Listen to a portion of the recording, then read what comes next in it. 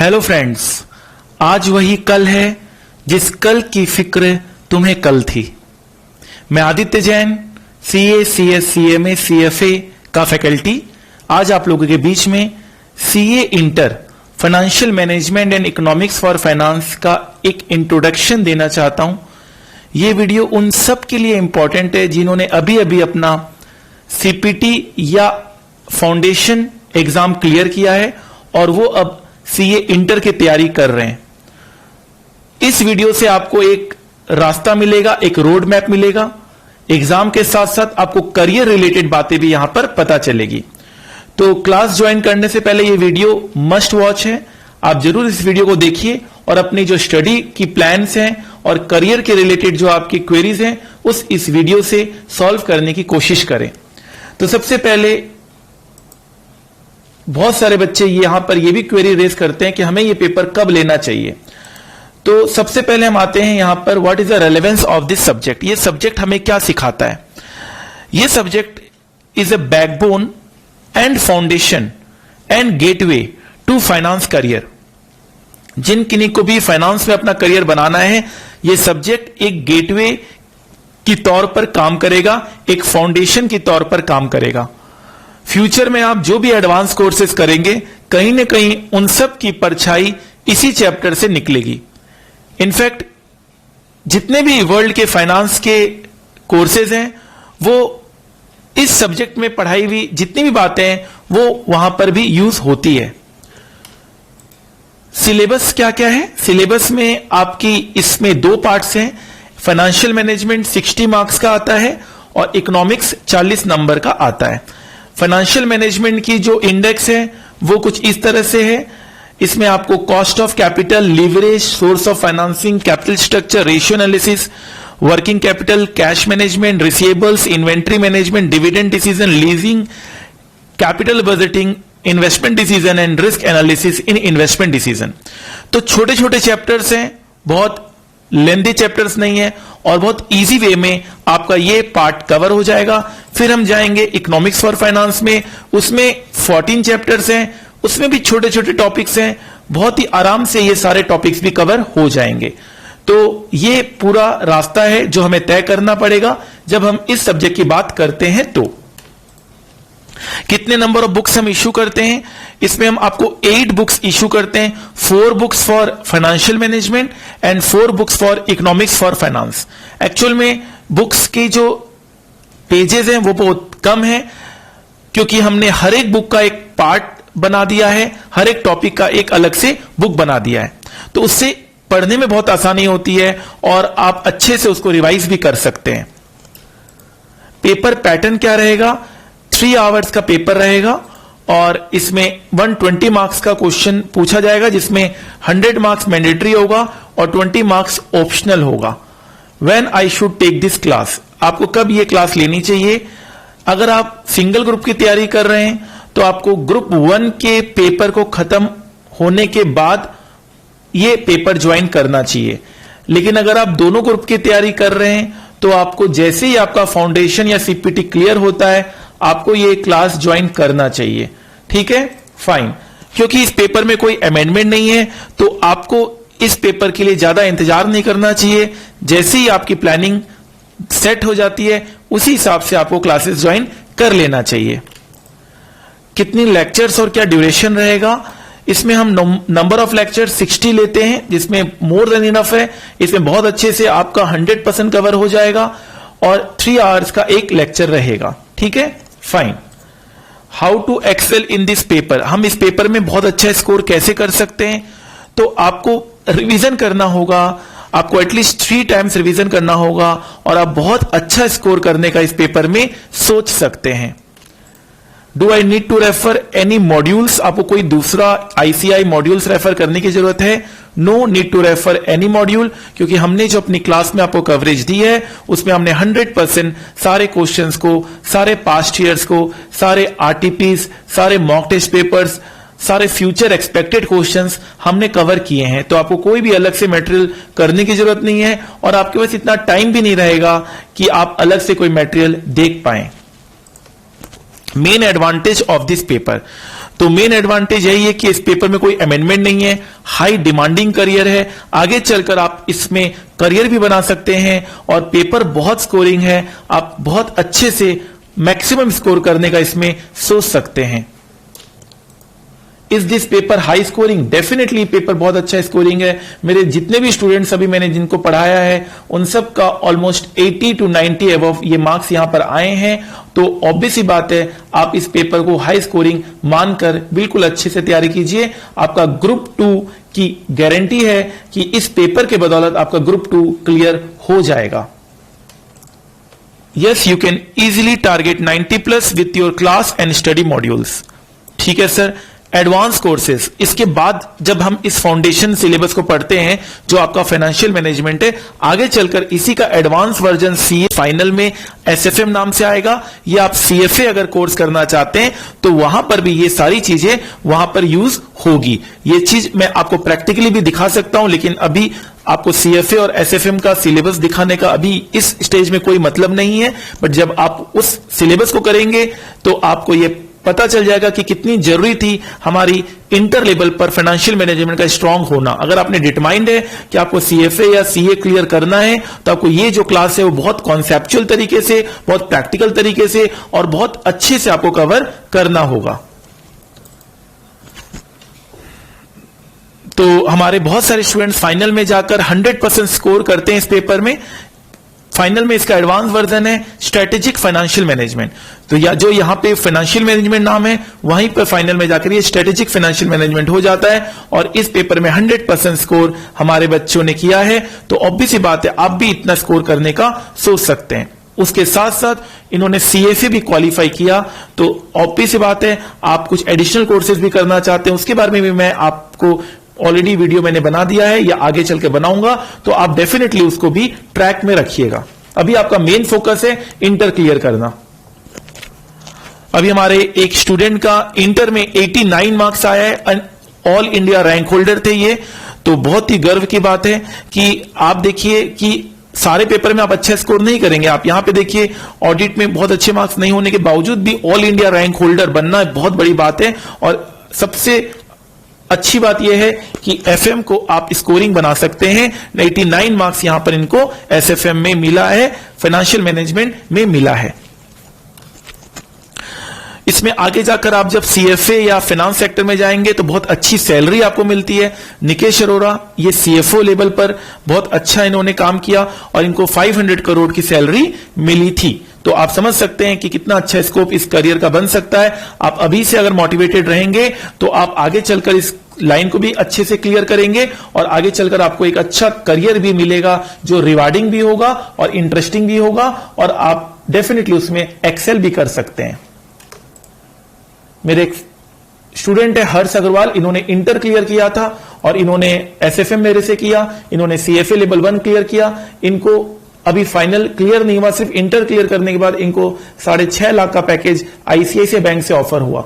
तो ये बहुत गर्व की बात है कि अगर आप अच्छी एजुकेशन लोगे तो फिर आपको पीछे मुड़ने की जरूरत नहीं है।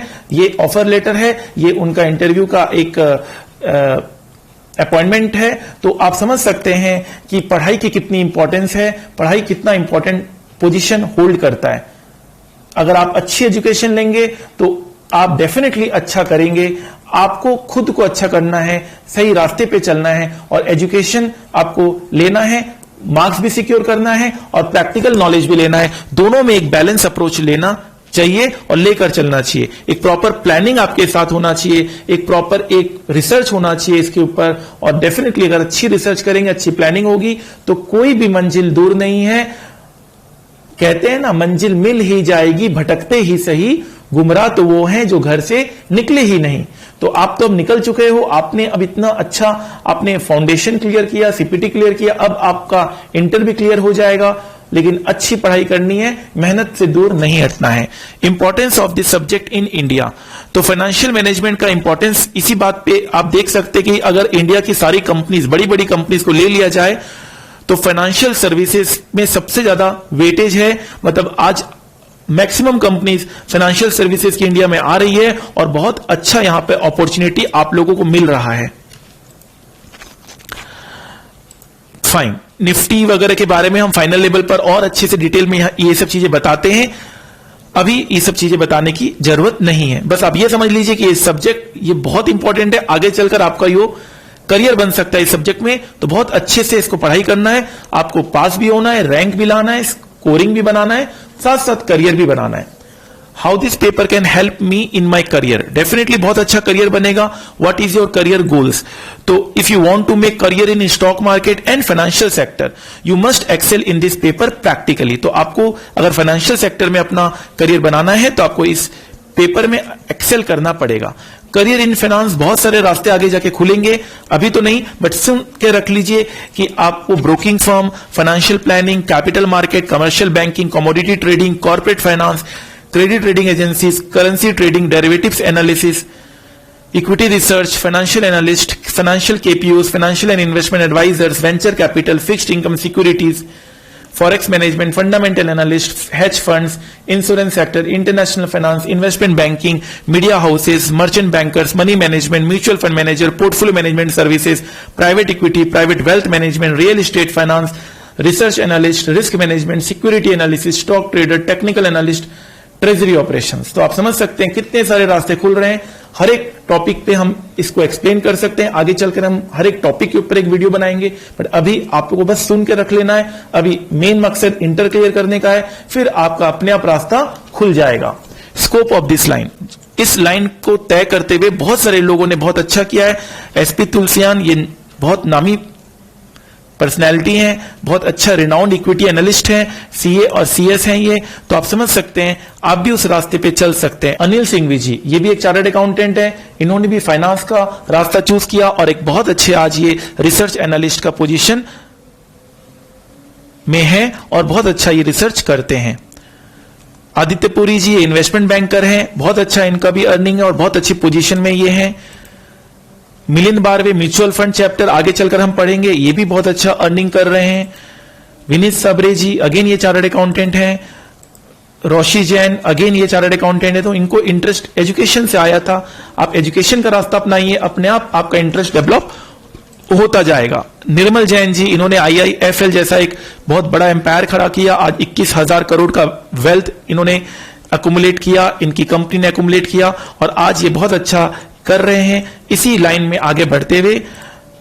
तो चार्टर्ड अकाउंटेंसी मतलब सिर्फ ये नहीं कि आप सिर्फ अकाउंटिंग या ऑडिटिंग या आप टैक्सेशन करेंगे, आप फाइनेंस के रास्ते पे भी चल सकते हैं। फाइनेंस करियर भी आपके लिए बन सकता है और बहुत अच्छी अपॉर्चुनिटीज यहां पे आपको मिलेगी। रामदेव अग्रवाल जी अगेन ये भी एक सीए स्टूडेंट थे, बाद में इन्होंने सीए क्वालिफाई किया और आज ये स्टॉक मार्केट एक्सपर्ट हैं और बहुत अच्छा कर रहे हैं। और डेफिनेटली पढ़ाई का इतना इंपॉर्टेंस है, आप पढ़ाई से दूर मत होइए, बिकॉज इसी रास्ते से चलते हुए आपको सक्सेस मिलेगा। आपने इतनी मेहनत की, आप जब इस रास्ते में आ चुके हैं तो पीछे मुड़ के मत देखिए, थोड़ी सी आपको अपने अंदर मोटिवेशन की जरूरत है बस, और आप कर लोगे बिकॉज आप मेहनत से कभी पीछे नहीं हटते हो। आप मेहनत करना चाहते हो तभी आप चार्टर्ड अकाउंटेंसी जैसे कोर्स को आपने ज्वाइन किया है। राकेश झुंझुनवाला, इन्होंने भी चार्टर्ड अकाउंटेंसी का डिग्री क्लियर किया और आज ये इन्होंने बहुत अच्छा इन्वेस्टर हैं और आज इन्होंने 5,000 रुपए से 20,000 करोड़ का वेल्थ इन्होंने जनरेट किया। जस्ट एजुकेशन की इंपॉर्टेंस में बता रहा हूं, पढ़ाई अगर अच्छी होगी तो आपका एग्जाम भी क्लियर होगा और आपको रास्ते भी अच्छे मिलेंगे और डेफिनेटली बात है आप एक अच्छी मुकाम हासिल करेंगे। इन्वेस्टमेंट बैंकिंग फर्म्स भी बहुत अच्छी हायर करती है हमारे स्टूडेंट्स को और Credit Suisse, Barclays, Citigroup, Goldman सैक्स, बैंक ऑफ अमेरिका वर्ल्ड की नंबर 1 कंपनीज है। हर एक कंपनीज के बारे में अगर मैं यहां बैठ जाऊं तो काफी टाइम लग जाएगा, बट आपको मैं मोटिवेट कर रहा हूं ताकि आगे चलकर आपको ये सब रास्ते आप चूज कर सकते हैं। अभी की सिचुएशन से आप डरिए मत, आपने बहुत अच्छा एक रास्ता तय किया है, बस बढ़ते चले जाएं, आगे बढ़ते चले जाएं। ठीक है, हमारे बहुत सारे स्टूडेंट्स इंटर के बाद जब वो आर्टिकलशिप करते हैं इंडस्ट्रियल ट्रेनिंग में, उनको 40, 50, 60, 70,000 तक स्टाइपेंड मिलता है। बहुत सारे लोगों का हमने वीडियो भी लोड किया है, आगे चलकर आप जब फाइनल में आएंगे तो डेफिनेटली ये सारे वीडियो आप देखिएगा। तो टारगेट क्या है? टारगेट बिल्कुल सेट कर लीजिए भैया, मुझे 100% मार्क्स लाना है inter FM economics for finance में। ये पॉसिबल है और ये हो चुका है, आप भी ला सकते हैं। आपको ऑल इंडिया रैंक लाना है, ये भी पॉसिबल है। हमारे बहुत सारे स्टूडेंट्स रैंक 1 पूरे इंडिया में टॉप पोजीशन हासिल किया है, आप भी हासिल कर सकते हैं। आपको अच्छी इंडस्ट्रियल ट्रेनिंग करनी है इन फाइनेंस, आगे चलकर मैं बता रहा हूं, और अच्छी स्टाइपेंड लेनी है और नॉलेज भी लेना है, और आपको इन्वेस्टर भी बनना है। आपको थोड़ा बहुत जो इन्वेस्टमेंट्स हैं वो भी स्टॉक मार्केट में करना है। नॉलेज पर्पस के लिए आपको एनुअल जनरल मीटिंग अटेंड करना है। मेरे बहुत सारे students annual general meeting attend करते हैं और हमें मैसेजेस करते हैं, और हमें बहुत खुशी मिलती है कि वो सब प्रैक्टिकल तरीके से पढ़ पा रहे हैं।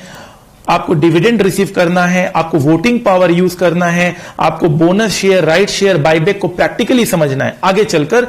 तो आप समझिए रास्ता बहुत अच्छा है, और सीए बनने के बाद आपको करोड़ प्लस की सैलरी को प्राप्त करना है। ये लक्ष्य मैं आपको दे रहा हूं, और ये लक्ष्य आप अटेंड कर सकते हैं, अचीव कर सकते हैं। बस आप हिम्मत रखिए, धैर्य रखिए। याद रखिएगा, कोई लक्ष्य मनुष्य के साहस से बड़ा नहीं, हारा वही है जो लड़ा नहीं। वक्त का तकाजा है, लहरों से जूझना सीखो। कब तक चलोगे किनारे किनारे, सागर को चीरना सीखो। जिंदगी की असली उड़ान अभी बाकी है, जिंदगी के कई इम्तिहान अभी बाकी है। अभी तो नापिए मुट्ठी भर जमीन, सारा आसमान अभी बाकी है। अगर आप क्लास की डिटेल्स को जानना चाहते हैं तो हमारी क्लास पूरे इंडिया में अवेलेबल है, हर एक टाइमिंग में और हर एक सेंटर्स पे हमारी क्लास अवेलेबल है। जिस तरह से भी आप पॉसिबल हो पाएगा हम आपको क्लास प्रोवाइड करेंगे। आप हमें मेल करें, जहां भी आपको क्लासेस करना है आप उसकी डिटेल्स लिखें। फेस टू फेस क्लासेस अगर आपको करना है, फेस टू फेस क्लासेस भी है, सैटेलाइट क्लासेस भी है, हर तरह की क्लासेस है। आपको बस अपने ऊपर विश्वास रखना है कि आप बहुत अच्छा करोगे, और आपको रास्ता तय करना है, लर्निंग का रास्ता, क्योंकि लर्निंग के रास्ते से ही अर्निंग का रास्ता खुलेगा। Learn more earn more, learn में ही अर्न छिपा हुआ है, ध्यान रखिएगा। The more you learn the more you earn, simple सा ये फंडा है। तो आई होप कि आप इस रास्ते को तय करें और दुनिया की उस ऊंचाइयों तक पहुंचे जहां पर हम भी आपके एग्जांपल्स ले सके और हम भी दूसरों को मोटिवेट कर सके। Fine, invest in your self, आप अपने आप में इन्वेस्ट कर सकते हैं, और ट्रस्ट मी आपको हमेशा अच्छा रिटर्न मिलेगा। सक्सेस सबको लगता है बिल्कुल स्ट्रेट लाइन है, लेकिन ऐसा नहीं है। सक्सेस के लिए बहुत मेहनत करनी पड़ती है, और ये इस इमेज से बिल्कुल आपको पता चल रहा है। लोगों को लगता है कि जो ऊंचाइयों तक पहुंचा है उसने बहुत ही आरामदायक जिंदगी जी होगी, लेकिन नहीं, उन्होंने भी आपकी जिंदगी जी है, उनको भी उतने ही संघर्ष मिले जितने आपको मिले हैं, लेकिन उन्होंने रास्ता सही पकड़ा था, इसलिए आज वो हैं। और आप भी रास्ता सही पकड़िए, आप भी एक दिन उस मुकाम तक पहुंचेंगे या उससे भी अच्छा करेंगे। No pain no gain, don't wait, इंतजार मत कीजिए, the time will never be just right, और आपको बाद में पछतावा हो उससे अच्छा है कोशिश करके फेल हो जाना। तो कोशिश करने में कोई बुराई नहीं है, कोशिश करने वालों की कभी हार नहीं होती, और बिना कुछ किए जय जयकार नहीं होती। तो कोशिश करते रहिए, डू इट नाउ और never. Difficult road often leads to beautiful destination. वक्त का तकाजा है, लहरों से जूझना सीखो। कब तक चलोगे किनारे किनारे, सागर को चीरना सीखो। जितना कठिन संघर्ष होगा जीत उतनी ही शानदार होगी। This is an opportunity of A life time. Finance sector में जो आना चाहते हैं उनके लिए ये जो आज का मेरा वीडियो है ये डेफिनेटली आपको पसंद आया होगा, और आप डेफिनेटली इसके बारे में सोचेंगे। गिव योर सेल्फ टाइम, आपको अपने आप को समय देना पड़ेगा। धीरे धीरे कर कर आप इतने निखर जाएंगे कि आप को दुनिया सलाम करेगी। Nothing is impossible. कोई कहता है कि इम्पॉसिबल है, ऐसा नहीं है। Everything is possible. Make the rest of your life best of your life. One day आपके पास सब कुछ होगा, you will wake up and there won't be any more time to do things you have always wanted. Do it now. एक वक्त आएगा जब आप बहुत कुछ करना चाहोगे लेकिन आपके समय नहीं रहेगा। समय बहुत बलवान होता है, समय दिखाई नहीं देता लेकिन बहुत कुछ दिखा देता है, याद रखिएगा। तो पल पल आगे बढ़ता जा रहा है, आपको हर पल में अपनी जिंदगी को बेहतरीन बनाना है। There is time for everything. अगर आप चाहो तो समय निकाल लोगे, ठीक है। एक्सक्यूजेस देना बंद करिए, और आपके पास उतना ही समय था जितना सबके पास था, 24 आवर्स आदित्य मित्तल के साथ भी था, उन्होंने अपने आर्टिकलशिप को किया, उन्होंने अपने सीए में रैंक लेकर आए, वो आज इतनी बड़ी कंपनी में काम कर रहे हैं। तो जब वो कर सकते हैं तो आप क्यों नहीं कर सकते?